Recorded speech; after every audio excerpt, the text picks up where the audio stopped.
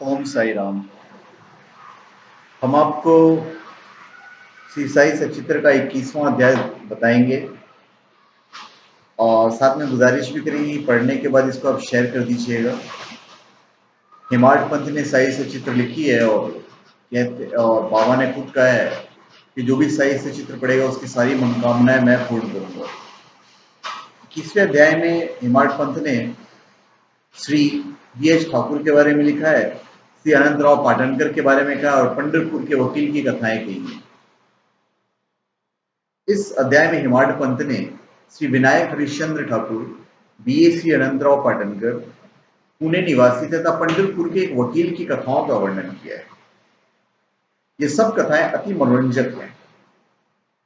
यदि इनका सारांश मनन पूर्वक ग्रहण करने आचरण में लाया जाए तो आध्यात्मिक पथ पर जो लोग हैं वो अवश्य अग्रसर होंगे। ये एक साधारण सा नियम है कि गत जन्मों के शुभ कर्मों के फलस्वरूप ही हमें संतों का सानिध्य और उनकी कृपा प्राप्त होती है। उदाहरण के लिए हेमाड पंत स्वयं अपनी घटना प्रस्तुत करते हैं। वे अनेक वर्षों तक बंबई के उपनगर बांद्रा के स्थानीय न्यायाधीश रहे। पीर मौलाना नामक एक मुस्लिम संत भी वहीं निवास करते थे। उनके दर्शनार्थ अनेक हिंदू, पारसी और अन्य धर्मावलंबी वहां जाया करते थे। उनके मुजावर मतलब पुजारी जो थे, उनके पुजारी ने हेमाड पंत से भी उनका दर्शन करने के लिए बहुत आग्रह किया, परंतु किसी न किसी कारणवश उनकी भेंट उनसे न हो सकी। अनेक वर्षों के उपरांत जब उनका शुभ काल आया तो शिरडी पहुंचे और बाबा के दरबार में जाकर स्थायी रूप से सम्मिलित हो गए। भाग्यहीनों को संत समागम की प्राप्ति कैसे हो सकती है? केवल वही सौभाग्यशाली हैं जिन्हें ऐसा अवसर प्राप्त होता है। संतों द्वारा लोक शिक्षा का कार्य चिरकाल से इस विश्व में संपादित होता है। अनेकों संत भिन्न भिन्न स्थानों पर किसी निश्चित उद्देश्य की पूर्ति के लिए स्वतः प्रकट होते हैं। यद्यपि उनका कार्यस्थल भिन्न होता है, परंतु ये सब पूर्णतः एक ही है। वे सब उस सर्वशक्तिमान परमेश्वर की संचालन शक्ति के अंतर्गत एक ही लहर में कार्य करते हैं। उन्हें प्रत्येक के कार्य का परस्पर ज्ञान रहता है और आवश्यकता अनुसार वे परस्पर पूर्ति भी करते हैं। मैं आपको एक घटना द्वारा स्पष्ट करता हूं। Shri B.H. Thakur BA revenue विभाग में एक कर्मचारी थे। वे एक समय भूमि मापक दल के साथ कार्य करते हुए बेलगांव के समीप वडगांव नामक ग्राम में पहुंचे। वहां उन्होंने एक कानड़ी संत पुरुष के दर्शन कर उनकी चरण वंदना की। वे अपने भक्त को निश्चल दासकृत विचार सागर नामक ग्रंथ, जो वेदांत के विषय में, उसका भावार्थ समझा रहे थे। जब श्री ठाकुर उनसे विदाई लेने लगे तो उन्होंने कहा, तुम्हें इस ग्रंथ का अध्ययन अवश्य करना चाहिए और ऐसा करने से तुम्हारी इच्छाएं पूर्ण हो जाएगी तथा जब कालांतर में तुम उत्तर दिशा में जाओगे तो सौभाग्यवश तुम्हारी एक महान संत से भेंट होगी, जो मार्ग पर दर्शन कर तुम्हारे हृदय को शांति और सुख प्रदान करेंगे। बाद में उनका स्थानांतरण जुन्नर को हो गया, जहां की नानी घाट पार करके जाना पड़ता था। यह घाट अधिक गहरा और पार करने में कठिन था, इसलिए उन्हें भैंसे की सवारी पर घाट पार करना पड़ा, जो उन्हें अधिक असुविधाजनक तथा कष्टकर प्रतीत हुआ। इसके पश्चात उनका स्थानांतरण कल्याण में एक उच्च पद पर हो गया और वहां उनका नाना साहेब चांदोरकर से परिचय हुआ। उनके द्वारा उन्हें श्री साई बाबा के संबंध में बहुत ज्ञान ज्ञात हुआ और उनके दर्शन की तीव्र उत्कंठा हुई। दूसरे दिन ही नाना साहब शिरडी के लिए प्रस्थान कर रहे थे। उन्होंने श्री ठाकुर से भी अपने साथ चलने का आग्रह किया। थाने के दीवानी न्यायालय में एक मुकदमे के संबंध में उनकी उपस्थिति आवश्यक होने के कारण वे उनके साथ नहीं जा सके। इस कारण नाना साहब अकेले ही रवाना हो गए। थाने पहुंचने पर मुकदमे की तारीख आगे के लिए बढ़ गई, इसलिए उन्हें नाना साहब का साथ नहीं देने का पश्चाताप हुआ। फिर वे शिरडी पहुंचे, तब वहां उन्हें ज्ञात हुआ कि नाना साहब पिछले दिन ही यहां से चले गए। वे अपने कुछ मित्रों के साथ जो उन्हें वहीं मिल गए थे, श्री साई बाबा के दर्शन को गए। उन्हें बाबा के दर्शन किए और उनके चरण कमलों की आराधना कर अत्यंत हर्षित हुए। उन्हें रोमांच आया और उनकी आंखों से आंसू धारा प्रवाहित होने लगी। श्री कालदर्शी बाबा ने उनसे कहा कि इस स्थान का मार्ग इतना सुगम नहीं है जितना कि कांडरी संत अप्पा के उपदेश या नाने घाट पर भैंसी की सवारी थी।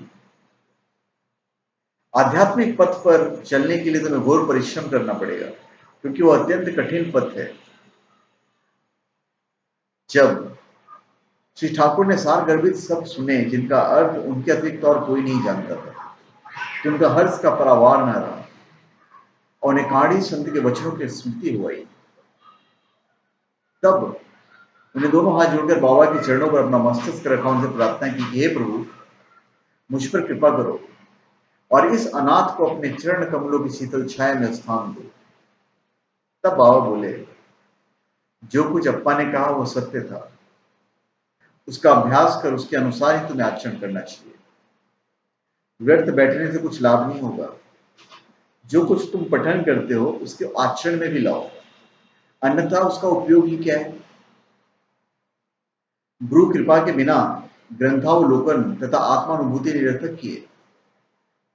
श्री ठाकुर ने अभी तक केवल विचार सागर ग्रंथ में सैद्धांतिक प्रकरण ही पढ़ा था, परंतु उसकी प्रत्यक्ष व्यवहार प्रणाली में तो उन्हें शिरडी में ही ज्ञात हुई। मैं आपको एक और कथा बताता हूं जिससे सत्य और अधिक सशक्त प्रमाण है। वो कहानी है श्री अनंतराव पाटनकर का। पुणे के एक महाशय श्री अनंतराव पाटनकर श्री साई बाबा के दर्शन के इच्छुक थे। उन्हें शिरडी आकर बाबा के दर्शन किए। दर्शन से उनके नेत्र शीतल हो गए और वे अति प्रसन्न हुए। उन्हें बाबा के श्री चरण छुए और यथा योग्य पूजन करने के उपरांत बोले, मैंने बहुत कुछ पठन किया है, वेद वेदांत और उपनिषदों का भी अध्ययन किया है तथा अन्य पुराण भी श्रवण किए हैं, फिर भी मुझे शांति नहीं मिल सकी है। इसलिए मेरा पठन कार्य व्यर्थ सिद्ध हुआ। एक नीरा ज्ञानी भक्त मुझसे कहीं श्रेष्ठ है। जब तक मन को शांति नहीं मिलती तब तक ग्रंथावलोकन व्यर्थ ही है। मैंने ऐसा सुना है कि आप केवल अपनी दृष्टि मात्र से और विनोदपूर्ण वचनों द्वारा दूसरे के मन को सरलता पूर्वक शांति प्रदान कर देते हैं। यही सुनकर मैं भी यहाँ पे आया हूं। कृपया कर मुझ दास को भी आशीर्वाद दीजिए। तो बाबा ने उदाहरण के लिए उनको एक कथा सुनाई। वो कहते हैं कि एक समय एक सौदागर यहाँ पे आया। उसके सम्मुख ही एक घोड़ी ने लीद की। जिज्ञासु सौदागर ने अपनी धोती का एक छोर बिछाकर उसमें लीद के 9 गोले रख लिए और इस प्रकार उसके चित्त को शांति प्राप्त हुई।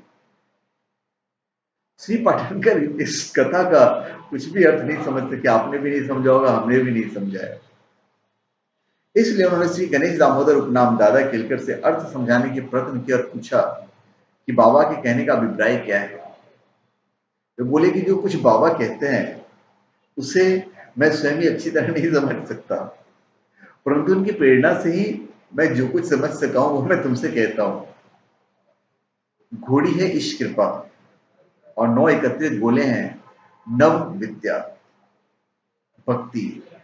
भक्ति आता जैसे श्रवण, कीर्तन, नामस्मरण, पाद सेवन, अर्चन, वंदन, दास, सख्य और आत्मनिवेदन।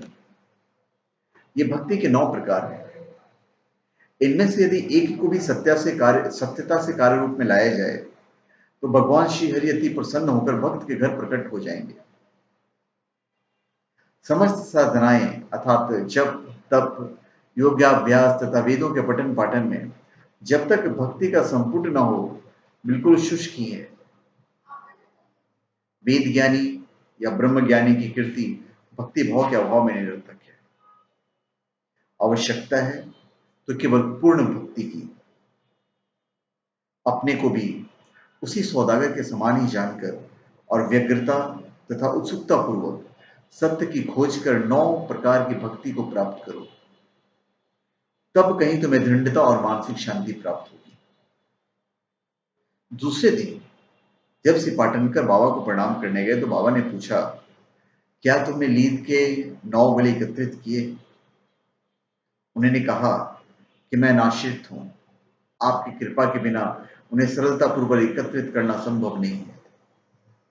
बाबा ने उन्हें आशीर्वाद देकर सांत्वना दी कि तुम्हें सुख और शांति प्राप्त हो जाएगी, जिसे सुनकर श्री पाटनकर के हर्ष का परावार न रहा। फिर एक पंढरपुर के वकील थे। भक्तों के दोष दूर कर उन्हें उचित पद पर ला देने की बाबा की त्रिकालज्ञता की एक छोटी सी कथा का वर्णन कर मैं इस अध्याय का समापन करूंगा। एक समय पंढरपुर से एक वकील शिरडी आए। उन्होंने बाबा के दर्शन कर उन्हें प्रणाम किया तथा कुछ दक्षिणा भेंट देकर एक कोने में बैठे चुपचाप वार्तालाप सुनने लगे। बाबा उनकी ओर देखकर कहने लगे, लोग कितने धूर्त हैं जो यहाँ के चरणों पर गिरते हैं और दक्षिणा देते हैं, परंतु पीठ पीछे गालियां देते रहते हैं। कितने आश्चर्य की बात है ना। यह पगड़ी वकील के सिर पर ठीक बैठी और उन्हें उसे सहनी पड़ी। कोई भी इन शब्दों का अर्थ नहीं समझ सका, परंतु वकील साहब इसकी गूढ़ार्थ समझ गए। फिर भी सिर झुकाकर बैठे ही रहे। वाड़ी लौटकर वकील साहब ने काका साहब दीक्षित को बतलाया कि बाबा ने जो कुछ उदाहरण दिया है वो मेरी ही ओर लक्ष्य कर कहा है, वो सत्य है। वो केवल चेतावनी ही थी कि मुझे किसी की निंदा नहीं करनी चाहिए। एक समय जब उप न्यायाधीश श्री नुलकर स्वास्थ्य लाभ करने के लिए पंढरपुर से शिरडी आकर ठहरे तो बार रूम में उनके संबंध में चर्चा हो रही थी। विवाद का विषय था कि जिस व्याधि से उप न्यायाधीश अस्वस्थ हैं, क्या बिना औषधि सेवन किए केवल साईं बाबा की शरण में जाने से उसका छुटकारा पाना संभव है? और क्या श्री नुलकर सदृश एक शिक्षित व्यक्ति को इस मार्ग का अवलंबन करना चाहिए? उस समय श्री नुलकर का और साथ ही साथ श्री साईं बाबा का ही बहुत उपहास किया गया। मैंने भी इस आलोचना में हाथ बटाया था। श्री साईं बाबा ने मेरे उसी दूषित आचरण पर प्रकाश डाला है। ये मेरे लिए उपहास नहीं बल्कि एक उपकार है, जो केवल उपदेश है। मुझे किसी की निंदा नहीं करनी चाहिए और ना ही दूसरों के कार्यों में विघ्न डालना चाहिए। शिरडी और पंढरपुर में लगभग 300 मील का अंतर है। फिर भी बाबा ने अपनी सर्वज्ञता द्वारा जान लिया कि बार रूम में क्या चल रहा है। मार्ग में आने वाली नदियां, जंगल और पहाड़ उनकी सर्वज्ञता के लिए रोड़ा नहीं थे। वे सबके हृदय के गुण बातों को जान लेते थे और उनसे कुछ छिपा भी नहीं था। समीपस्थ या दूरस्थ प्रत्येक वस्तु उनके लिए दिन के प्रकाश के समान प्रकाशवान थी तथा उनकी सर्वव्यापक दृष्टि से ओझल नहीं थी। इस घटना से वकील साहब को शिक्षा मिली कि कभी किसी के छिद्रान्वेषण में निंदा नहीं करनी चाहिए। यह कथा केवल वकील साहब के लिए नहीं है, वर्ण सबके लिए, आपके लिए, हम लिए, हमारे सबके लिए शिक्षाप्रद है। हमें कभी किसी की निंदा नहीं करनी चाहिए, जो हकीकत वही बोलना चाहिए और बुराई तो करो ही मत। श्री साईं बाबा की महानता कोई नहीं आंक सका और ना ही उनकी अद्भुत लीलाओं का अंत ही पा सका। उनकी जीवनी भी तदनुरूप ही है, क्योंकि वे पर ब्रह्म स्वरूप है।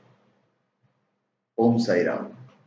तो मैं एक कथा समाप्त करता हूँ। हमारा ये 21वां अध्याय समाप्त हुआ। तो धन्यवाद। आप हमारे चैनल पर सब्सक्राइब करें और अपने कमेंट दीजिए। और साथ में आपसे गुजारिश करूंगा कि अगर आपको वीडियो अच्छा लगा है तो वीडियो आप शेयर कर दीजिएगा, ताकि जो चीज़ें हम से आपके द्वारा तक पहुंची है वो आपके द्वारा और लोगों तक भी पहुंचे, तो और ज़्यादा लोग सुन पाएंगे श्री साई सचित। तो धन्यवाद। आपका हमारे चैनल पे स्वागत है। आप हमारे चैनल पे कमेंट कीजिए और सब्सक्राइब भी कर दीजिएगा। सब्सक्राइब के पैसे नहीं लगते हैं। धन्यवाद।